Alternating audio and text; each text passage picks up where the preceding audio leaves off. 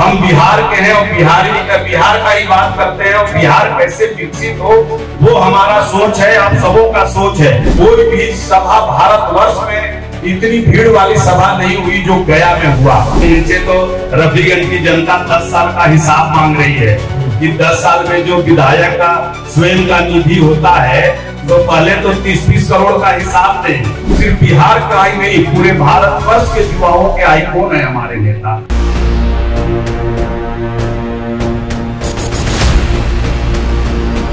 तो नमस्कार, अब लगातार मंथन कॉन्क्लेव देख रहे हैं आप और लगातार अतिथियों का आना यहाँ जारी है। और हमारा देखिए मुख्य उद्देश्य यही है कि वो तमाम सवालों के जवाब उन जनप्रतिनिधियों से मिल जाए जिसके लिए आप तमाम सवाल करते हैं। और हमारे साथ में आज जो खास मेहमान हैं वो किसी परिचय के मोहताज नहीं है।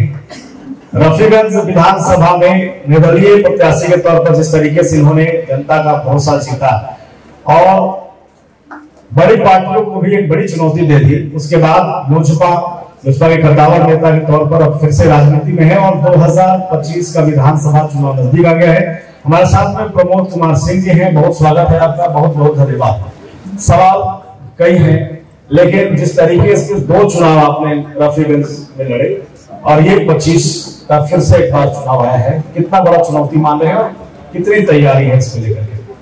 धन्यवाद। बुलेट न्यूज के सभी प्रतिनिधियों को इस मंथन कार्यक्रम में हार्दिक स्वागत और उपस्थित हमारे जिला के सभी समाज सेवी, छात्र छात्राओं सबको मैं हार्दिक अभिनंदन करता हूं। और आपने हमें मंथन कार्यक्रम में आमंत्रित करके और अच्छा सवाल किया।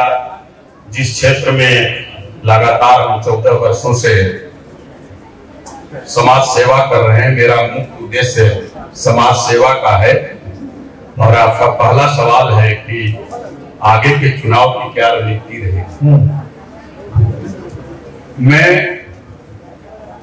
आपको बता दूं और उपस्थित ऑडियंस को भी बताऊं कि हमारा मुख्य उद्देश्य राजनीति करना नहीं है विधानसभा में। मैं तो एक समाज सेवा के भाव से लगातार 14 वर्षों से लगा हूं कि एक माध्यम है राजनीति की लोगों तक आसानी से पहुंचा जाए। और जब मैं राजनीति में पदार्पण किया उस समय जो सरकार की योजनाएं थी समाज के अंतिम पंक्ति तक नहीं पहुंच पाता था। आजादी के बाद से भी हम जिस क्षेत्र से आते हैं रफीगंज विधानसभा सुदूर इलाका और 14-15 वर्ष पूर्व जो हमारा मदनपुर का जो दक्षिणी उमगा और उत्तरी उमगा क्षेत्र है, आज भी वहां जो हमारे परिवार हैं वो खगड़ा के ही मकान में रहते हैं। जब मैं क्षेत्र में जा करके देखा और उनसे रूबरू हुआ तो हमें लगा कि हमको राजनीति में आनी चाहिए और राजनीति के माध्यम से इनकी समस्याओं को सुन करके सरकार के आंखों को खुलवाना चाहिए और सरकारी नुमाइंदे जो प्रशासन के लोग हैं उनकी तक ये बातें जाए, ये मेरा मेन मकसद था। और चुनाव तो मैं 2 बार लड़ा, 2015 में पार्टी से रहा और 2020 में निर्दलीय चुनाव लड़ा। वो सबके सामने है, आप जानते हैं। और आगे भी 2025 की तैयारी है हमारी, निश्चित रूप से चुनाव लड़ूंगा।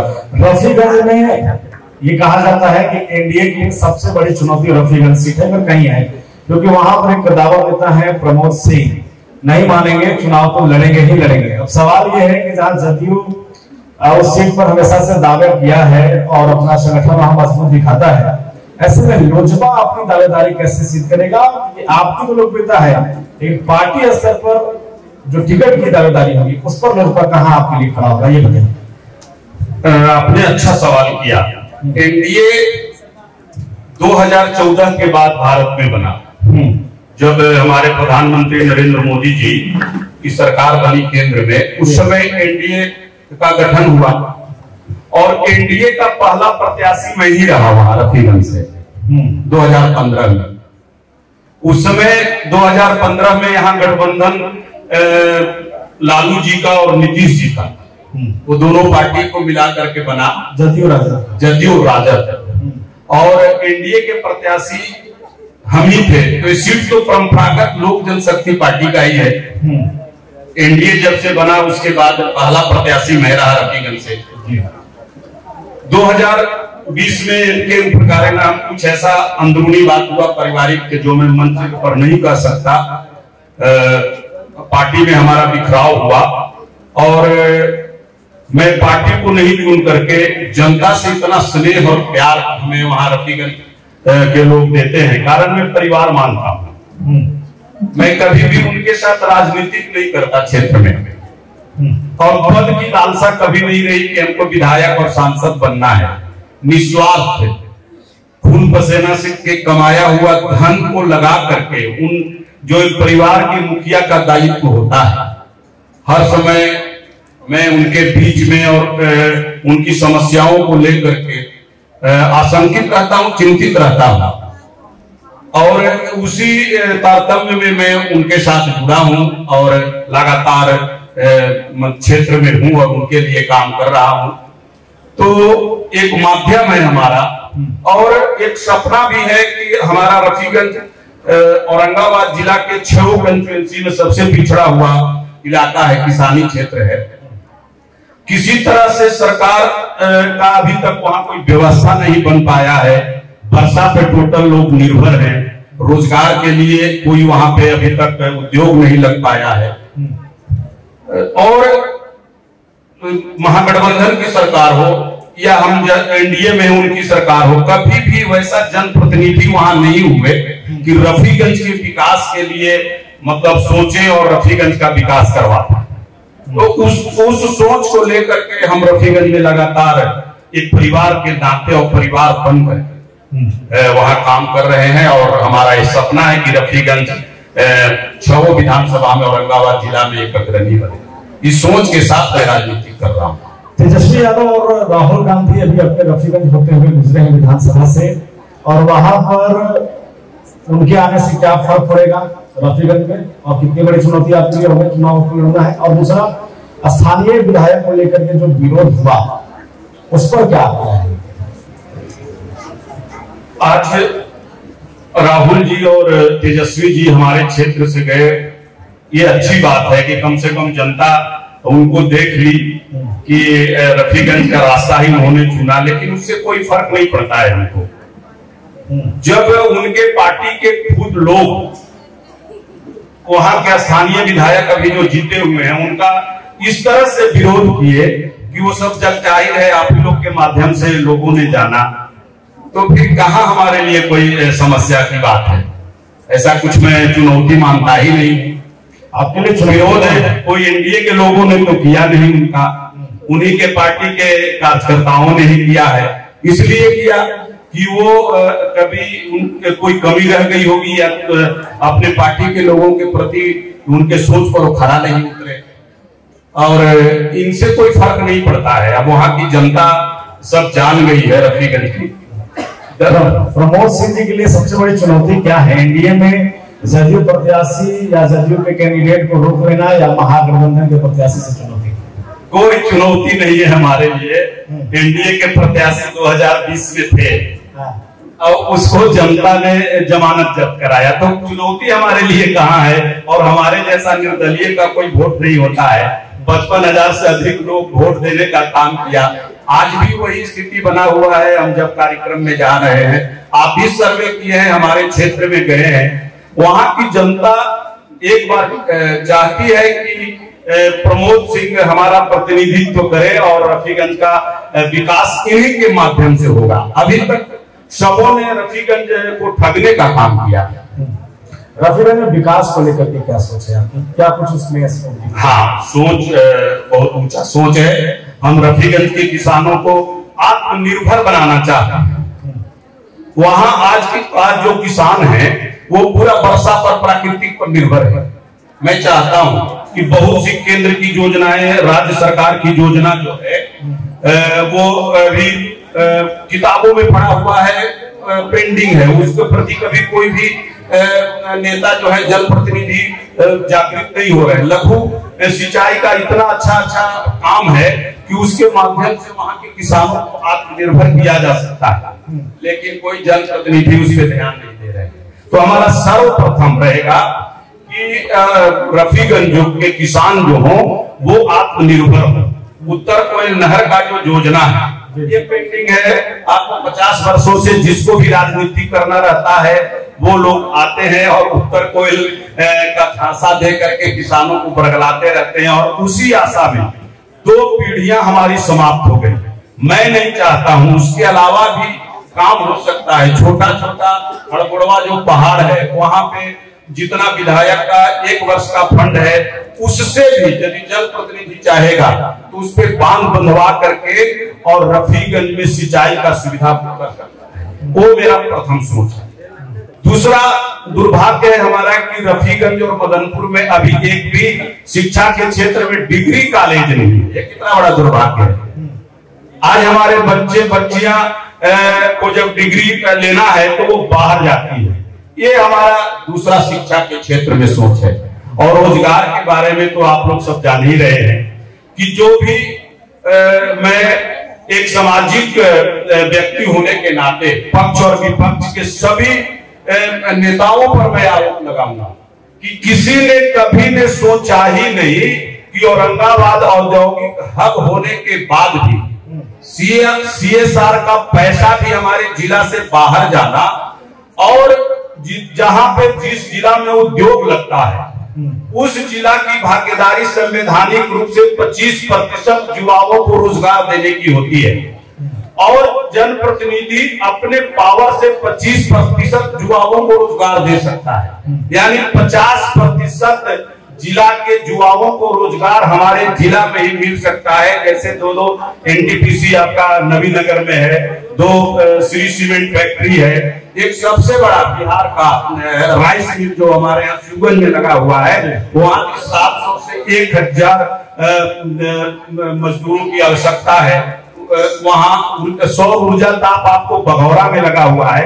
ऐसे करके 6-7 उद्योग के बारे में तो हमें जानकारी है, और इसमें हमारे यहाँ संभावनाओं की कमी नहीं है। आज युवा बैठे हुए हैं, जो भी आपका रिक्वायरमेंट है, कंप्यूटर चलाने वाला चाहिए, इंजीनियर चाहिए, ITI किए हुए चाहिए, या जनरल पढ़ाई वाले छात्र चाहिए, सब उपलब्ध है। कारण हमारे बिहार के ही लोग दूसरे राज्यों में जा करके उद्योग को चला रहे हैं, सभी क्षेत्र में अपना प्रदर्शन अच्छा कर रहे हैं। तो औरंगाबाद में जब रोजगार मिलेगा तो क्यों नहीं करेंगे। ये हमारा सोच है युवाओं के लिए। और हमारी पार्टी भी जो विजन है हमारे पार्टी का, हम जिस पार्टी से आते हैं लोक जनशक्ति पार्टी रामविलास, जिसके सबसे युवा और देश राष्ट्रीय अध्यक्ष चिराग पासवान जी का जो सोच है बिहार फर्स्ट और बिहारी फर्स्ट, उसमें ये जितनी बातें हमने कहा सभी क्षेत्र में वो मैनिफेस्टो है हमारा, और हम लोग उसी शर्त पर एनडीए के साथ हैं कि ये हमारा मैनिफेस्टो को हमारी सरकार लागू करके, और मतलब बिहार सरकार जो भी गठन हो हमारा, जो आने वाला समय में सरकार अभी तो है ही और आगे भी बनेगा, तो हमारा मैनिफेस्टो को उसमें लागू करने के बाद हम आत्मनिर्भर बिहार बनाने का सपना जो हमारी पार्टी का है और हम लोगों का है वो निश्चित रूप से होगा। एक सवाल मेडिकल कॉलेज को लेकर के चर्चा है कि मेडिकल कॉलेज औरंगाबाद में पतालगंगा में बनना तय हुआ था, लेकिन उस पर भी राजनीति, आपको क्या दिखता है इसमें? राजनीति बनना चाहिए, कहाँ बनना चाहिए, क्या वो तो मुख्यमंत्री जी का घोषणा है, पतालगंगा में उन्होंने घोषणा करके गए हैं, उसमें थोड़ी सी तकनीकी परेशानी आ रही थी कि वो जमीन जो था वो मठ का था और न्यास के जो अध्यक्ष थे उनकी मृत्यु हो गई थी। उसके बाद अभी 8 दिन पहले वो उसका एनओसी मिल गया है न्यास से, जिसका हमने डाला भी था, पेपर में भी आया था, आप लोग भी सब जान रहे हैं। एनओसी उस जमीन का ये था, सिर्फ परेशानी था। अब एनओसी मिल गया है और निश्चित रूप से पतालगंगा में ही मेडिकल कॉलेज बनेगा। कारण की और कहीं उपयुक्त जगह औरंगाबाद के लिए नहीं है। कारण है कि एनएच से नजदीक पड़ता है 6 किलोमीटर पर, और यदि जो दूसरे जगह अभी हम डिबेट सुन रहे थे माननीय नवीनगर विधायक महोदय का, दुधैला की जो बात कर रहे थे, जमुहार का मेडिकल कॉलेज नजदीक पड़ता है, लेकिन हमारे यहाँ से दूरी जो है, जैसे गया मेडिकल कॉलेज हुआ, देव सबसे पतलगंगा उपयुक्त है और पतलगंगा में ही बनेगा। अब वहाँ एनओसी मिल गया है, कहीं भी किसी तरह से कोई परेशानी नहीं है। मानते हैं कि नवीनगर विधायक राजनीति करने की कोशिश कर रहे हैं बारों के लोगों के साथ, नवीनगर के लोगों के साथ? वो तो आपने सब कुछ किया, और जितनी बातें उन्होंने कहा अब वो हमसे क्यों कहवा रहे हैं वो जनता। कई सवाल हैं आपको लेकर के, लेकिन एक सवाल जनता हमेशा ये कहती है कि प्रमोद कुमार सिंह का स्टैंड क्या होने वाला है। देखिए, चुनाव को लड़ेंगे ये सभी जानते हैं और आपको लेकर आश्वस्त है, लेकिन सवाल यह है कि अगर पार्टी आपके लिए नहीं खड़ी हुई रफीगंज में, तो अगला स्टेप क्या होगा? पार्टी छोड़ देंगे या फिर?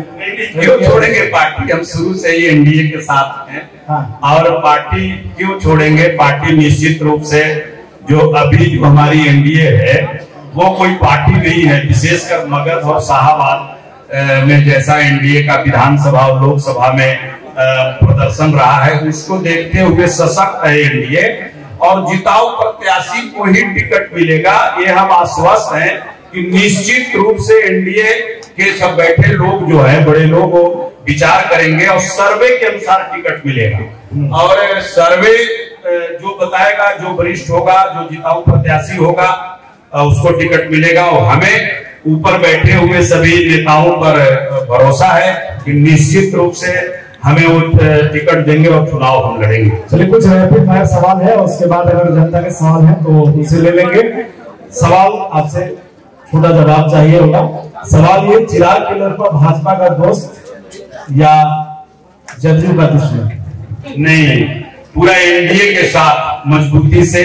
जी, भाजपा जदयू गठबंधन भरोसे का है या मजबूरी का है, क्या है? नहीं, भरोसे एनडीए एकजुट है, कोई भरोसा ऐसा नहीं है। एनडीए एक साथ है, पांचों पार्टी मिल करके हर निर्णय ले रहे हैं, और जो अपार सफलता है आगे जैसे लोकसभा में मिला, विधानसभा में निश्चित रूप से बिहार में सरकार बनने जा रही है। रफीगंज में प्रमोद सिंह से किसे बड़ा चुनौती मानते हैं? प्रमोद सिंह जानते हैं?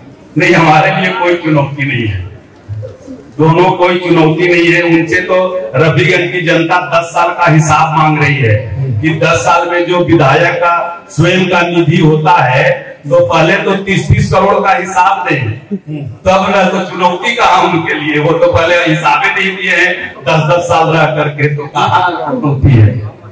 चिराग पासवान युवा नेता है, लोकप्रिय है, या सिर्फ विरासत की वजह से उसकी राजनीति कर रहे हैं? नहीं, वो युवा नेता है, देश के भविष्य है, और उनमें टैलेंट है और बहुत काबिल है।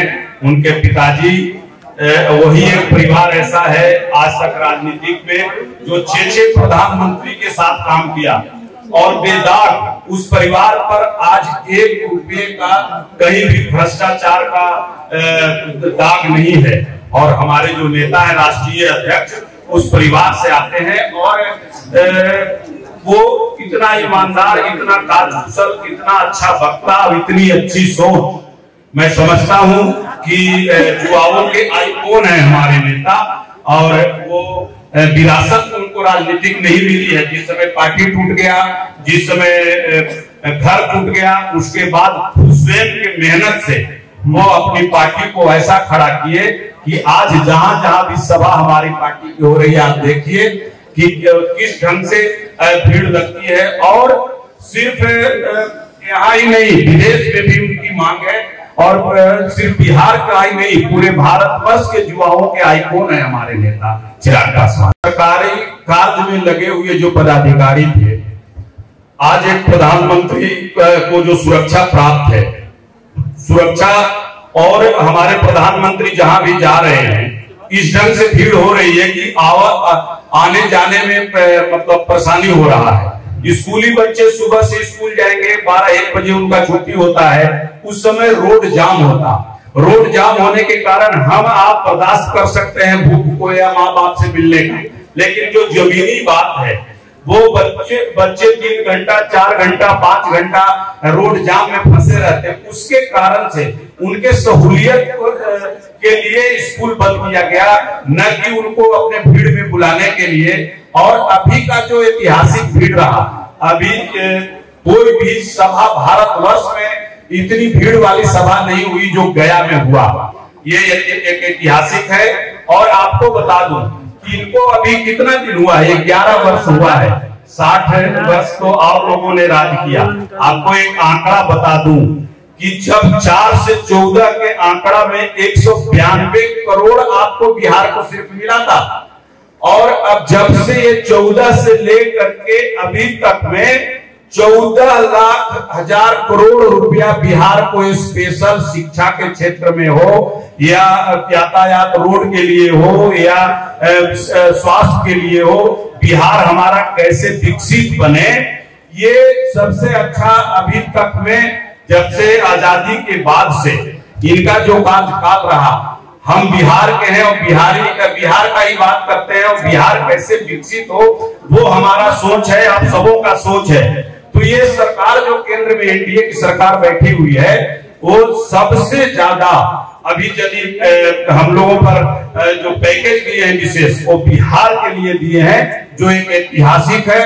और निश्चित रूप से आपका कहना सही है कि जो जितनी हमारी आबादी है और जो हमारी व्यवस्था थी, उस व्यवस्था के तहत एकाएक 11 वर्षों में ही हम सबसे ऊंचे पैदान पर नहीं पहुंचेंगे, लेकिन फिर भी आपको आर्थिक दृष्टि से 5वां पैदान पर आप देश में हैं। ये हमारे लिए एक सबसे बड़ा सौभाग्य की बात है कि एक व्यक्ति आया, एनडीए की सरकार है, तो आज हमारी भारत मजबूत स्थिति में है और भारत को कोई आंख नहीं दिखा सकता है। ऐसी सरकार है जो हम सभी भारतवासियों को का मान सम्मान को रखते हुए सबका ख्याल रखा जा रहा है। चलिए, बहुत बहुत धन्यवाद हमारे साथ जुड़ने के लिए।